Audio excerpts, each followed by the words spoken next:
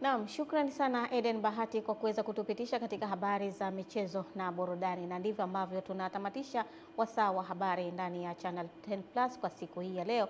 Mimi nikutakia usiku mwema, na utabiri wa hali ya hewa kwa saa 24 zijazo ndio unaofuata. Jina langu ni Fatma Hassan.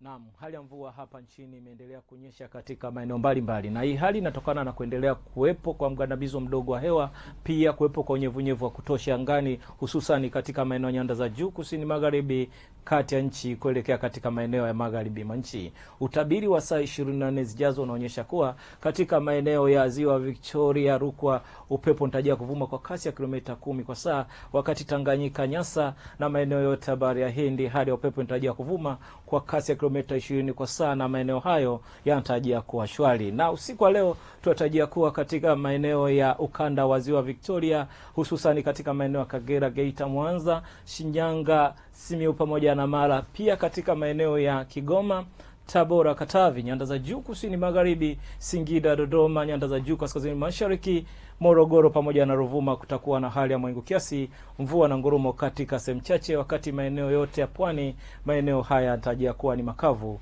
kwa usiku wa leo. Siku ya kesho tunatarajia kuwa katika maeneo ya Kagera, Geita, Mwanza, Shinyanga, Simiyu pamoja na Mara, pia katika maeneo ya Kigoma, Tabora, Katavi, maeneo haya kutakuwa na hali ya mawingu, mvua na ngurumo katika sehemu chache na vipindi fupi vya jua, na maeneo ya Rukwa, Songwe, Mbeya, Iringa, Njombe, Morogoro, Ruvuma, Singida, Dodoma na maeneo yapakanayo na maeneo hayo kutakuwa na hali ya mawingu kiasi, mvua na ngurumo katika sehemu chache na vipindi vya jua.